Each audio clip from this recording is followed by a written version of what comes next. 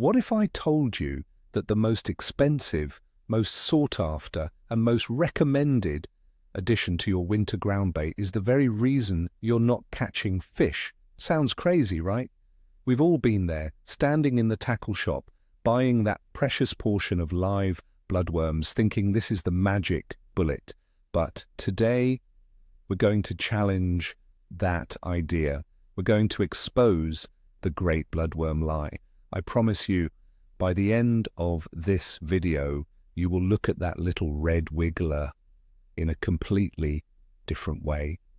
You'll understand why your hole goes quiet after that first perfect ball of ground bait goes in. So let me ask you right now, before we even start, do you believe adding a ton of bloodworms to your mix is the key to success? Let me know, and let's see if you still think so in 10 minutes. For generations, the rule for winter fishing has been passed down almost like a sacred text. When the water gets cold and the ice forms, the fish slow down. Their metabolism crashes, and the one thing that can tempt a lethargic fish, so the story goes, is the irresistible appeal of a live bloodworm. It's what our fathers did, and their fathers before them. The logic seems simple enough. Fish love bloodworms, so giving them more of what they love should bring them all to your spot. This belief is so ingrained in our fishing culture that we do it without a second thought. We mix our ground bait, and just before we form the ball, we add that generous handful of live, wriggling bloodworms. It feels right, it feels productive, but we do it because that's how it's always been done, often ignoring the evidence right in front of us. The dead bites, the long waits, and the fish that seem to disappear moments after we've fed them. Let's start by setting the scene. It's a cold morning, the ice is thick. You've drilled your hole and you're filled with anticipation. You have your dark, fine particle winter ground bait ready to go, and you have your pot of expensive live bloodworms. The first instinct, the one drilled into us by years of tradition, is to be generous. You take a big pinch, maybe even two, and you gently fold them into your ground bait mix. You form a small, tight ball, and you drop it down the hole. It feels like you're ringing the dinner bell. You're delivering a feast directly to the fish, a 5-star meal on a silver platter. In your mind, you see a cloud of attraction forming on the bottom, with dozens of bloodworms wiggling around, drawing in every fish from a 50-foot radius. This is the perfect start to the day, or so we've been led to believe. This single action, this moment of generosity, is where the fundamental error begins. We think we are helping, but we are actually creating a problem for ourselves that is very difficult to solve once that bait hits the bottom of the lake. Now we need to talk about the fish itself. A fish in winter is a completely different animal than it is in summer. Its metabolism has slowed down to a crawl. It's not actively hunting for huge meals. It's conserving energy, moving slowly, and only eating what it absolutely needs to survive. Think of it like a person on a very strict diet who only wants a tiny snack. A single, small bloodworm on your hook is that perfect, bite-sized snack.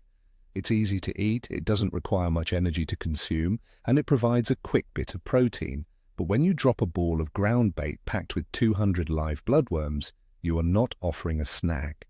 You are dropping an all-you-can-eat buffet in front of someone who isn't even hungry. The fish simply doesn't need that much food. It can't possibly eat it all. This massive offering of food doesn't trigger a feeding frenzy like it would in the summer. Instead, it does something far worse for you, the angler. It satisfies the fish's minimal hunger almost instantly, long before it ever has a chance to find your hook. This leads us directly to the concept of overfeeding. It's a simple idea, but one we often forget on the ice. Imagine you sit down for dinner and you're only slightly hungry. If someone puts a small appetizer in front of you, you'll eat it. But if they bring out a giant platter with 25 appetizers, you might eat one or two and then you're done. You are full. You are satisfied. You have no reason to look for any more food. This is precisely what happens on the lake bottom. A roach or a bream moves into your swim, attracted by the cloud of your ground bait. It sees hundreds of free, easy meals wiggling around. It casually sucks up one, then maybe another, and that's it. Its tiny, winter-slowed stomach is now full. The fish has absolutely zero incentive to look for your hook bait, which is just one more tiny morsel in a sea of food. You have successfully fed the fish and completely removed its desire to bite what you are actually offering. You've become a charity, not an angler. You've given the fish everything it wants without asking for anything in return. Let's dig deeper into what those little bloodworms are actually doing down there.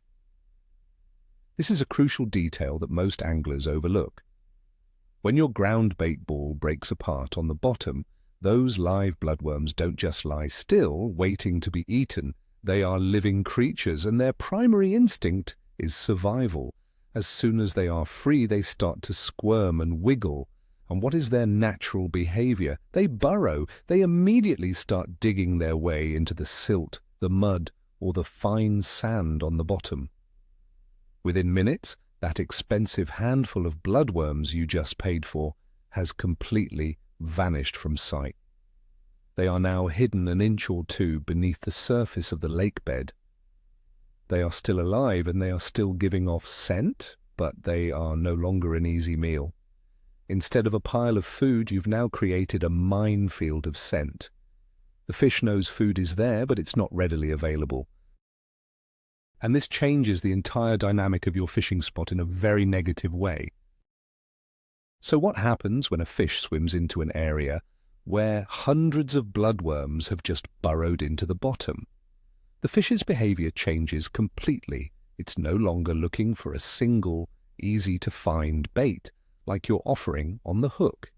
Instead, its natural instincts take over. It begins to actively search and dig for the source of that enticing scent. You'll see tiny bubbles or disturbed silt if the water is clear enough. The fish is now preoccupied. It's rooting around in the mud, its head down, trying to find those hidden bloodworms. It's working for its food. And while it's busy digging around, completely distracted by the promise of a hidden meal, where is your hook bait? It's sitting just off the bottom or lying on top of the silt, completely ignored. You have successfully trained the fish in your swim to look down and dig, rather than to look for a suspended or easily found bait. You've turned your fishing spot from a simple cafe into an archaeological dig site for the fish, and your hook isn't the prize they're looking for. This brings us to the fundamental purpose of ground bait. We need to ask ourselves, what is the job of ground bait, especially in winter? Is its job to feed the fish? Absolutely not. The primary job of ground bait is to attract fish and hold them in your area. It's an advertisement, not the main course. It should create a cloud of scent and fine particles that draws fish in from a distance out of curiosity. It should stimulate their senses and get them interested, but it should not fill their bellies. The main course, the only real food item in the entire swim, should be the bait on your hook. By adding a large quantity of live food like bloodworms into your ground bait, you are violating this number one rule. You are confusing the fish. You're giving them 100 free meals and then asking them to pick out the one that has a hook in it. The odds are simply not in your favor. Your ground bait has stopped being an attractant and has become the main event, making your hook bait an irrelevant afterthought. Let's talk about food competition. This is a term we hear a lot, but let's apply it to this exact situation. Imagine your hook bait with 1 or 2 perfect bloodworms on it lying on the bottom. Now imagine 100 other free, identical bloodworms scattered all around it. What are the chances that a fish will pick your specific offering? It's a lottery. The fish has no reason to prefer your hook bait over any of the other freebies. In fact, it might even be wary of your bait because it's attached to a thin, unnatural line. It will almost always choose the easier, safer-looking option. You have created an environment where your bait has to compete with an overwhelming number of clones, and it's like trying to find your friend in a massive crowd where everyone is wearing the exact same outfit. It's nearly impossible. The best-case scenario is that a fish randomly stumbles upon your hook. The worst and most common scenario is that the fish fills up on the free offerings and leaves your area without ever noticing your bait. So, why does this myth persist? If it's such a bad tactic, why do so many experienced anglers swear by it? The answer lies in confirmation bias. Sometimes it works by sheer luck. An angler dumps in a load of bloodworms and 10 minutes later they catch a fish. They immediately think, aha, the bloodworms did the trick. They don't consider that the fish might have been there anyway, and it just happened to pick the hook bait by chance before it got full or distracted. They don't think about the dozens of other fish that may have come in, fed, and left without them ever knowing. They also don't think about the long, dead periods that often follow that one lucky catch.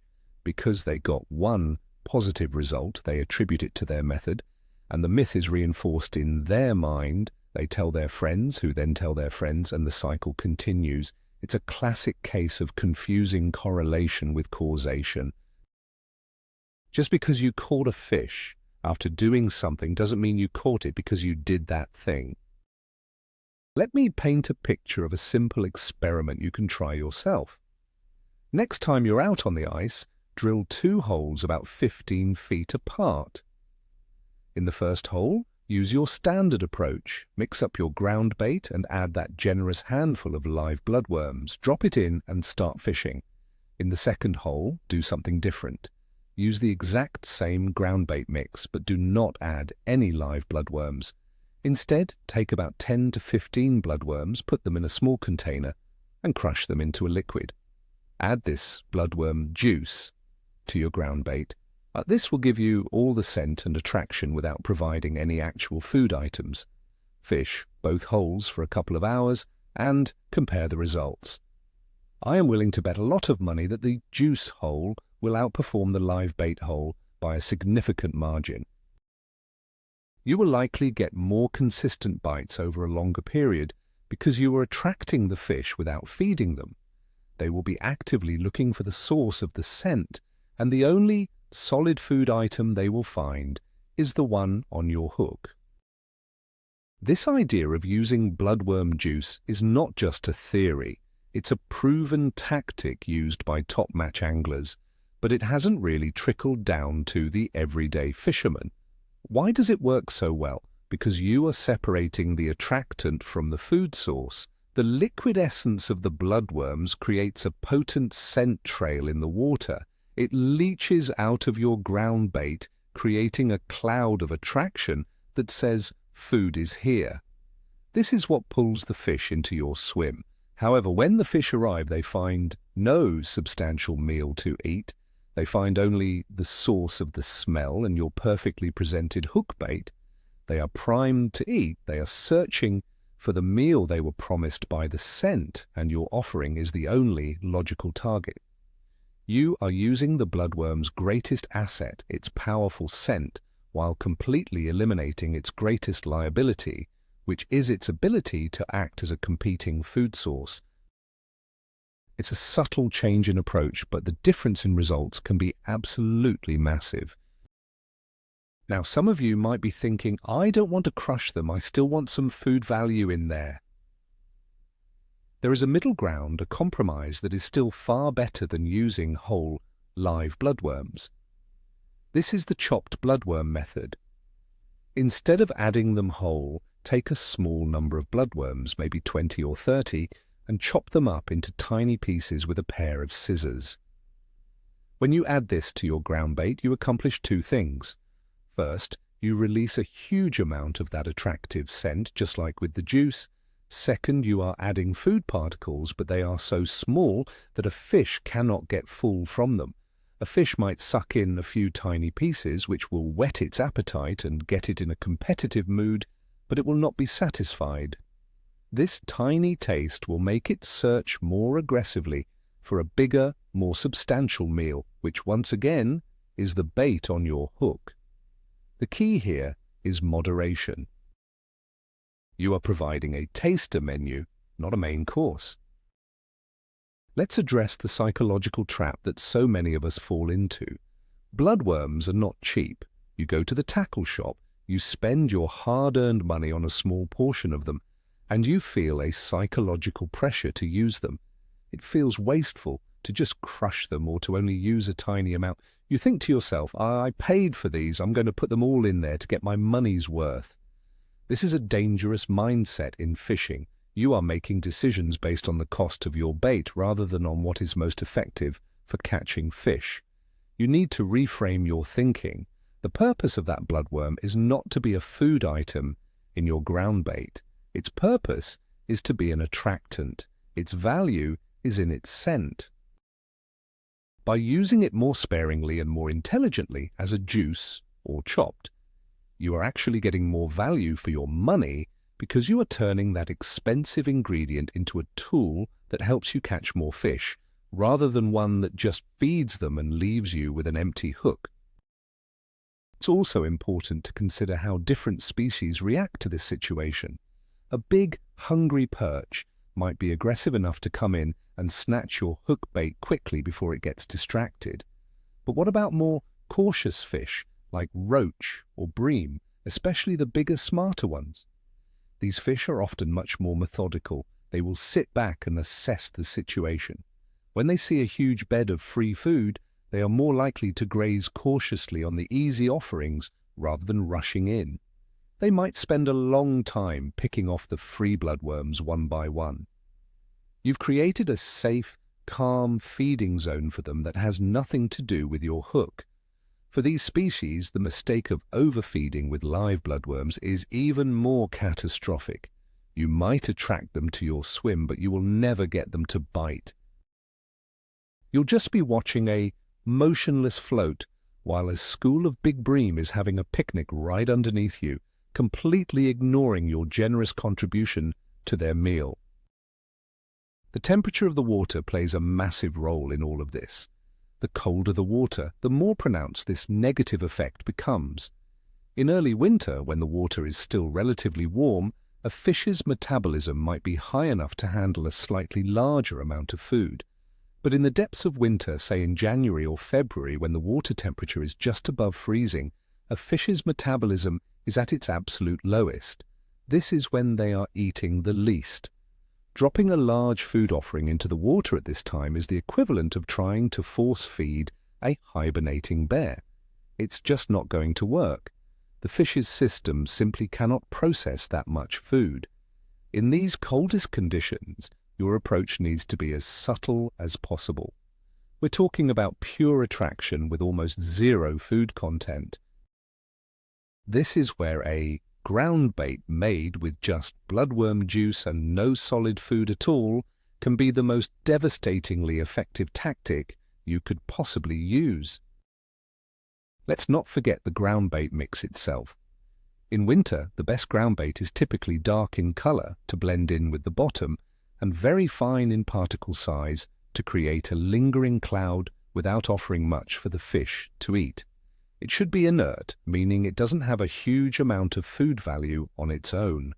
Now, when you add a large quantity of rich protein-packed bloodworms to this mix, you are fundamentally changing its nature. You are turning your low-feed, inert mix into a very rich, high-energy meal. This is the exact opposite of what you want to do in cold water. You are oversaturating the area with food value. This can make the fish lethargic after they eat, and it can even spook wary fish who are not used to finding such a rich patch of food in the middle of winter. It's an unnatural situation, and smart, old fish will often be suspicious of it. You've taken your carefully balanced, subtle winter mix and turned it into a clumsy, heavy summer mix by adding one single ingredient. I remember a story an old match fisherman told me once.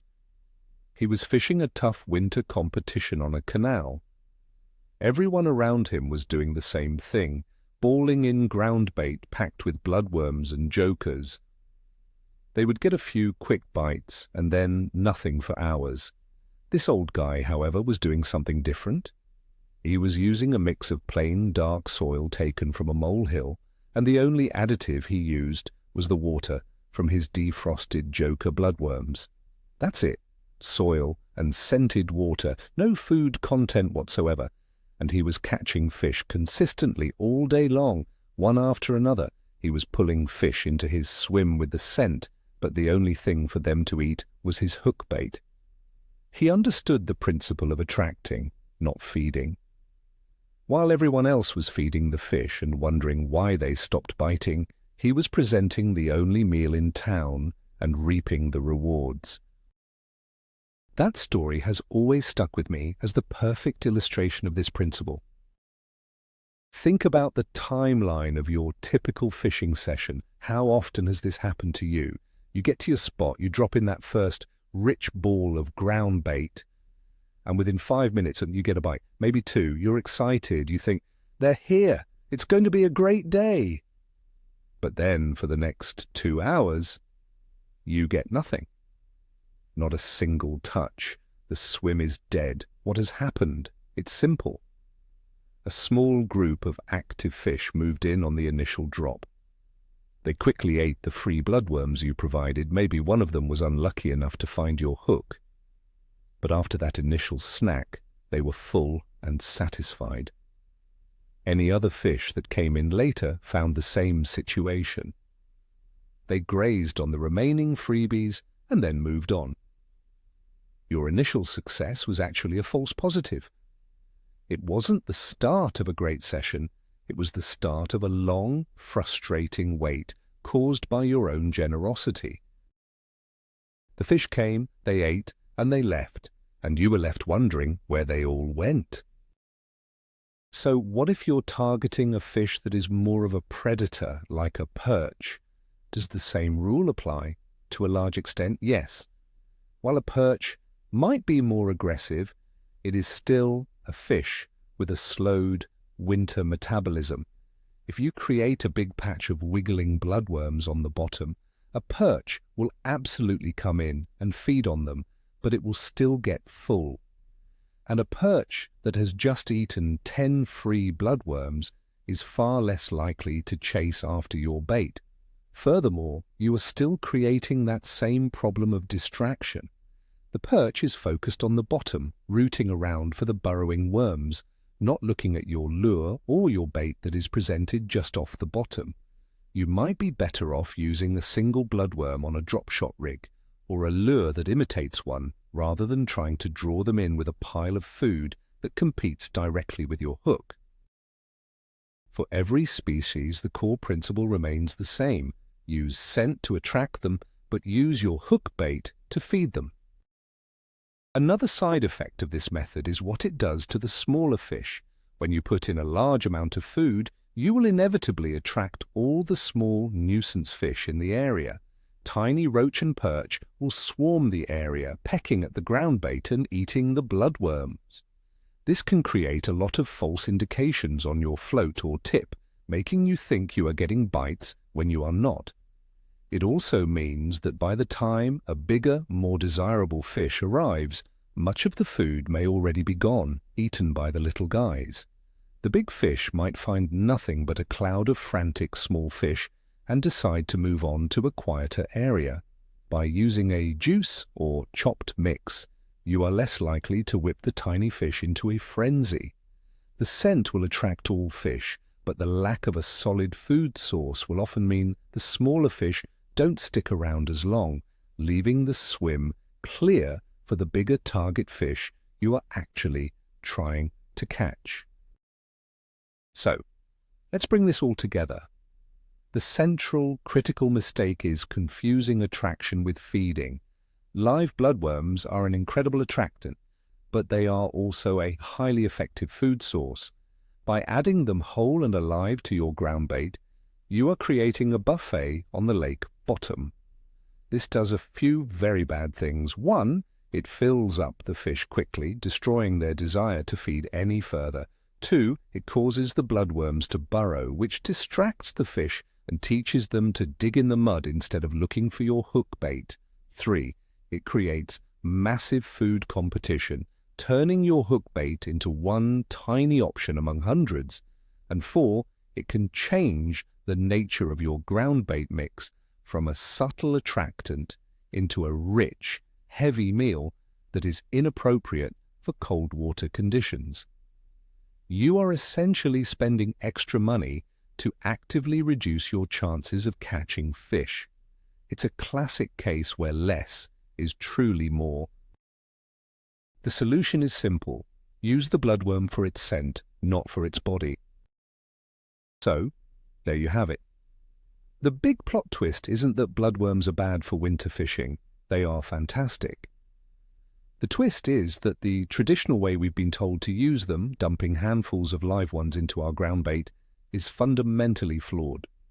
We've been operating under the assumption that more food equals more fish, when in reality, we're just creating a free restaurant that teaches fish to ignore the one thing we want them to take, our hook. This simple shift in thinking from feeding to attracting can completely revolutionize your winter fishing. By using bloodworm juice or finely chopped pieces, you harness all of their incredible attractive power without any of the negative side effects. You draw the fish in, get them excited, and then present them with only one real food option. It's smarter, it's more effective, and frankly, it's cheaper. Thank you so much for watching and for being open to challenging some old school wisdom. If this has opened your eyes, please hit that like button and subscribe for more content that goes against the grain. And now I have a question for you, and I really want to see the discussion in the comments. What is the one golden rule of fishing you were taught that you later found out was completely wrong? Let's share some knowledge. I'll see you on the next one.